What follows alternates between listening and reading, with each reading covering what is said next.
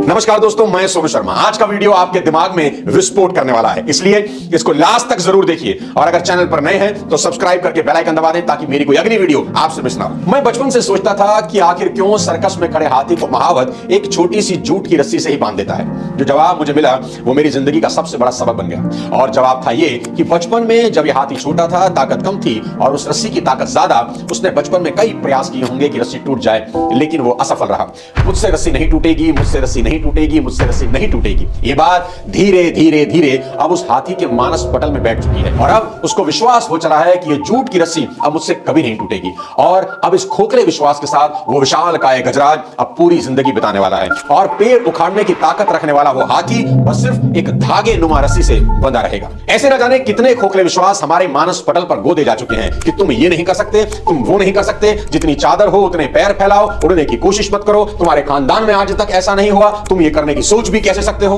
दोस्तों, 25 साल पहले मैंने जब अपना करियर शुरू किया तो ऐसी न जाने कितनी बातें मैं सुनता रहा। आज 25 साल के बाद जब मुड़ के देखता हूं तो करीब करीब सारा देश और दुनिया के कई मुल्कों में अपने प्रोग्राम करने के बाद और दुनिया की कोई 200 से ज्यादा कॉर्पोरेट कंपनीज को ट्रेनिंग देने के बाद मैं इस नतीजे पर पहुंचा हूं कि चाहे दुनिया आप पर विश्वास करे चाहे ना करे, चाहे लोगों में आप में संभावनाएं दिखती हो चाहे ना दिखती हो, पर आप खुद पर भरोसा करो। खुद पर भरोसे से बड़ा दुनिया में कुछ भी नहीं है। 1998 में जब मैं कॉलेज के फाइनल ईयर में था तो मेरी इनकम टैक्स के टीचर को लगता था कि मेरी क्लास में मुझको छोड़कर सभी सफल हो जाएंगे और वो मुझे कहती भी थी कि इस पूरी क्लास में अगर कोई सबसे ज्यादा जिंदगी में स्ट्रगल करेगा तो सोनू शर्मा तू होगा। पिछले कई सालों से मैं उन्हें ढूंढ रहा हूं कि उनको बता सकूं कि मिसेस भाटिया, मैंने आपके ओपिनियन को अपनी रियलिटी नहीं बनने दिया। दोस्तों, मेरी बात का विश्वास करना, अगर आपको खुद पर भरोसा है तो कायनात भी एक दिन आपके सामने घुटने टेक देगी, लेकिन अगर खुद को लेकर डाउट है तो सारी दुनिया भी आप पर भरोसा कर ले तो भी कुछ होने वाला नहीं है। और देखो, मनुष्य जाति भी कितनी कमाल की है। पेड़ पर धागा बांधकर विश्वास कर लेती है कि कुछ अच्छा हो जाएगा, सूरज पर विश्वास है कि जल दिया है तो काम बनेंगे, चांद पर विश्वास है कि व्रत रखा है तो उम्र लंबी होगी। 40 करोड़ लोग कुंभ पहुंच गए स्नान करने इस विश्वास के साथ कि अगर डुबकी लगा ली तो सीधा मोक्ष की प्राप्ति होगी।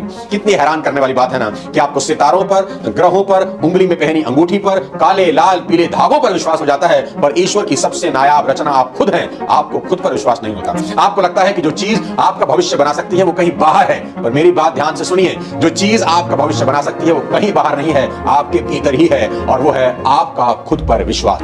महाभारत का युद्ध शुरू होने को है और कुरुक्षेत्र में अर्जुन भगवान श्री कृष्ण से प्रश्न पूछ रहे हैं कि हे केशव, ऐसा कौन है जो जीवन में हार जाता है? ऐसा कौन है जिसे सिद्धियां नहीं मिलती? ऐसा कौन है जो कामयाब तो हो सकता है पर आखिरकार नाकामयाब हो जाता है? ऐसा कौन है जिसे जीवन में सुख नहीं मिलता? तो भगवान श्री कृष्ण अर्जुन को एक ही उत्तर देते हैं कि संशयी आत्मा विनश्यति, यानी संशय में जो आत्मा है उसका विनाश निश्चित है। यानी जो इंसान डाउट में जीता है वो जीवन की जंग हार जाता है। संशय यानी कि डाउट। दोस्तों, इस शब्द ने बड़े बड़ों की लुटिया डुबोई है। और दूसरी तरफ जो इंसान कॉन्फिडेंट है, चाहे उसके पास कोई रिसोर्सेज हो या ना हो, चाहे उसे आगे का रास्ता दिखाई दे रहा हो या ना दे रहा हो, वो एक दिन दुनिया की हर जंग जीत ही जाता है। हौसलों और विश्वास की ऐसी एक अमर कहानी है जो अगर ध्यान से सुनो और सोचो तो रोंगटे खड़ी कर देती है, और वो है राम की कहानी। जरा आप उस इंसान के बारे में सोचो जिसकी पत्नी को कोई अपहरण करके ले जाए, और जो अपहरण करता है किडनैपर है, देवता तक उसके सामने हाथ बांधे खड़े हैं, काल को जिसने अपनी कुर्सी के पाए से बांध रखा हो। पर सोचो, क्या राम कभी डाउट में थे कि पता नहीं पत्नी को वापस ला भी पाऊंगा या नहीं? और मुझे तो यह भी नहीं मालूम कि रावण उन्हें कहां ले गया है। दोस्तों, सेल्फ बिलीव की इससे बड़ी मिसाल आपको पूरे ब्रह्मांड में ढूंढने से नहीं मिलेगी। जब मां सीता का हरण हो गया तो राम और लक्ष्मण मां को ढूंढ रहे थे, जंगल जंगल उनकी खोज कर रहे थे कि पता नहीं सीता कहां चलेगी। उन्हें यह तो पता था कि कुछ गलत जरूर हुआ है, पर यह नहीं पता था कि रावण उन्हें उठा ले गया है। जब तक वो जटायु से नहीं मिले, सीता को खोजते खोजते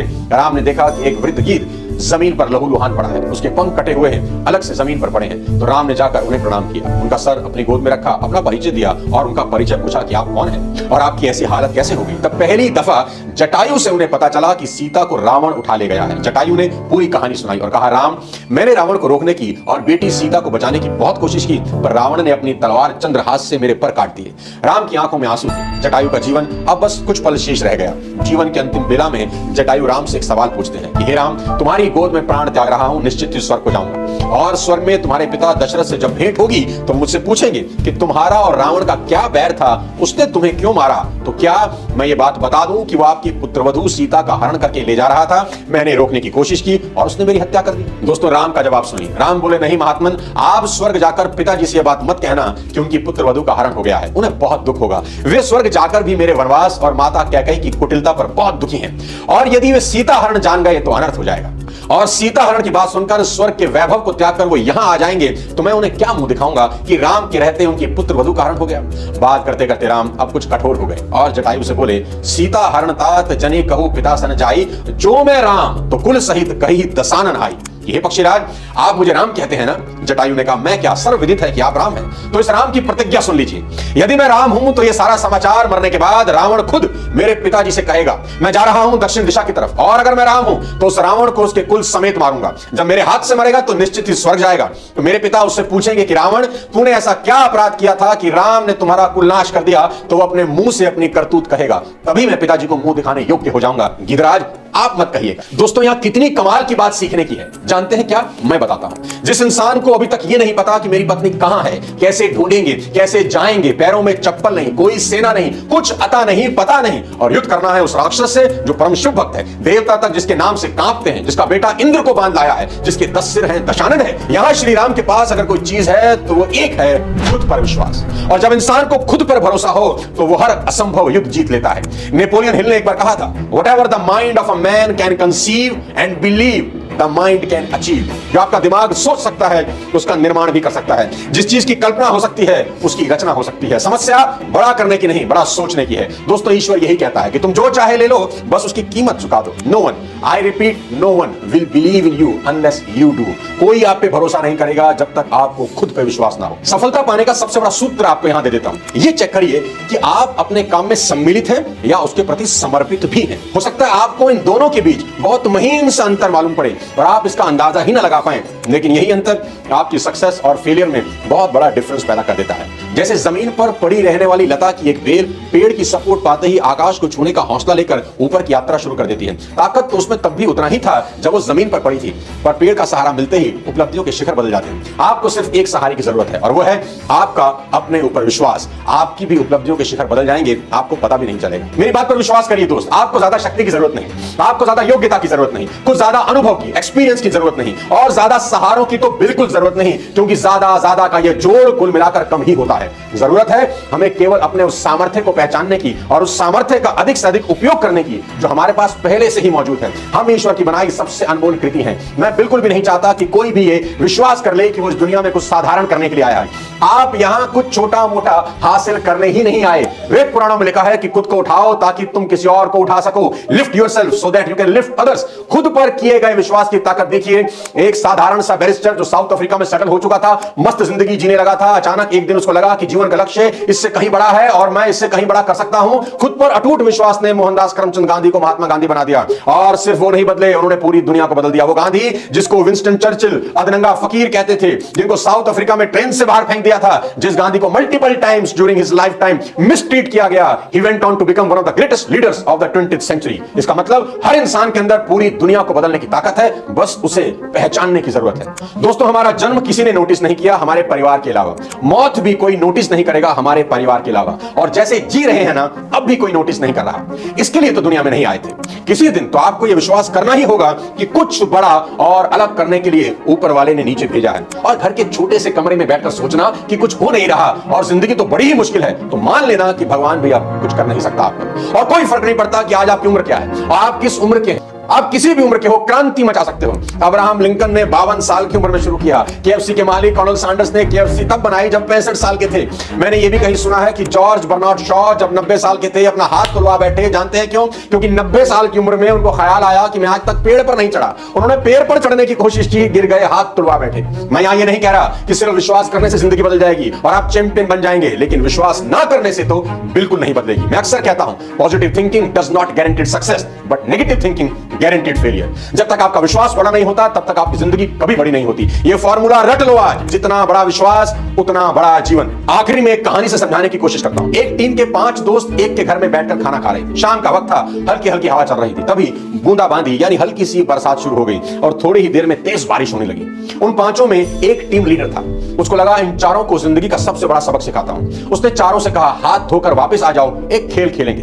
वो चारों हाथ धोने चले गए और इस टीम लीडर ने वहीं टेबल पर 4 चीजें सजा दी, एक चम्मच, एक खाली गिलास, एक नहाने वाला मग और एक बाल्टी। अब वो चारों हाथ धोकर वापस आए। टीम लीडर से पूछने लगे, हमें क्या करना होगा? तो टीम लीडर ने उस टेबल की तरह इशारा करते हुए कहा, जहां ये चारों चीज रखी थी, कि अपनी पसंद की एक एक चीज उठाओ और बाहर बारिश में जाओ और बारिश का पानी उसमें भर के ले आओ। तो एक ने चम्मच उठाई, एक ने खाली ग्लास, एक ने नहाने वाला मग और लास्ट वाले ने बाल्टी। अब चारों अपना अपना ऑब्जेक्ट लेकर बारिश में चले गए और वहीं अपना ऑब्जेक्ट लेकर बारिश का पानी भरने का वेट करने लगे। सबसे पहले बारिश ने चम्मच को भर दिया और वो वापस आ गया। फिर बारिश ने उस खाली ग्लास को भर दिया और वो भी वापस आ गया। फिर बारिश ने उस नहाने वाले मग को भर दिया जिसे तीसरा पकड़ के बारिश में खड़ा था और वो भी भरे मग के साथ वापस लौट आया। सबसे आखिरी में जिसके पास बाल्टी थी वो आया। बारिश के पानी से बाल्टी अब ऊपर तक भर चुकी थी। उस टीम लीडर ने अब उन चारों को उनकी जिंदगी का सबसे बड़ा सबक दिया कि 2 चीजें सिखाता हूं तुमको। पहला, दोस्तों, बारिश तुम सभी के लिए बराबर हो रही थी। कोई चम्मच भर के पानी लाया, कोई ग्लास भर के, कोई मग भर के और कोई बाल्टी। बारिश हर बर्तन को भर रही थी। सवाल यही है कि तुम कौन सा बर्तन भरना चाहते हो और कितना बड़ा भरना चाहते हो। कुदरत के पास देने के लिए सब कुछ है, लेकिन अगर तुम्हारा बर्तन ही छोटा है तो देने वाला भी क्या कर लेगा। अब दूसरी चीज सीखो, बड़ा बर्तन भरने में वक्त हमेशा ज्यादा लगता है। जितने वक्त में चम्मच में पानी भरता है उतनी देर में बाल्टी कभी नहीं भरेगी। इसलिए अगर कुछ बड़ा चाहते हो तो बारिश में ज्यादा समय भीगने के लिए तैयार रहना ही होगा, कर्म करना होगा। तुलसीदास जी ने यहां के लिए एक बहुत बड़ा दोहा लिखा है कि सकल पदार्थ है जगमाही, कर्महीन जन पावत नाही। यानी कि इस दुनिया में सब कुछ है जो तुम पाना चाहते हो, पर कर्महीन इंसान को कुछ हासिल होता नहीं। आप सिर्फ घर की 4 दीवारी में बैठकर सोचे कुछ हो जाएगा तो देवता भी तुम्हारी मदद नहीं कर सकते। आखिरी में आपसे एक सवाल पूछता हूं कि एक पेड़ कितना बड़ा होता है? तो उसका जवाब है, जितना बड़ा हो सकता है उतना ही बड़ा होता है। आपने कभी नहीं सुना होगा कि एक पेड़ जो कि जा सकता था 20 फीट 16 फीट पर रुक गया। नहीं मेरे दोस्त, पेड़ बीच में नहीं रुका करते। दूसरा सवाल, पेड़ कितना गहरा हो सकता है? तो उसका जवाब है, जितना गहरा जा सकता है उतना गहरा चला जाता है, बीच में नहीं रुकता। तीसरा सवाल, एक पेड़ कितने फल देता है? तो उसका जवाब है, जितने दे सकता है उतने ही देता है। कोई पेड़ अपनी क्षमता से कम फल कभी नहीं देता। चौथा सवाल सीधा आपसे, क्या आप जितना कर सकते थे उतना कर रहे हो? अगर जवाब है हां तो मेरी शुभकामनाएं, लेकिन अगर जवाब है ना तो उठो और मेहनत करो कि कुछ समय बाद खुद की पीठ थपथपाने का मन करे। ऐसा काम करो कि काम को भी लगे किसी ने उसे किया है। दोस्तों, आज का ये वीडियो उम्मीद करता हूं आपकी जिंदगी में मील का पत्थर साबित होगा। खुद पर भरोसा करने से बड़ा कोई अस्त्र आपके पास नहीं है। अगर ये वीडियो पसंद आया हो तो अपने तमाम जानने वालों को भेज दो, चैनल को सब्सक्राइब कर दो, बेल आइकन दबा दो। अगले किसी और वीडियो के साथ जल्द आपसे मुलाकात करता हूं। तब तक अपने स्वास्थ्य का ध्यान रखिए, कुछ बड़ा सोचिए। जय हिंद।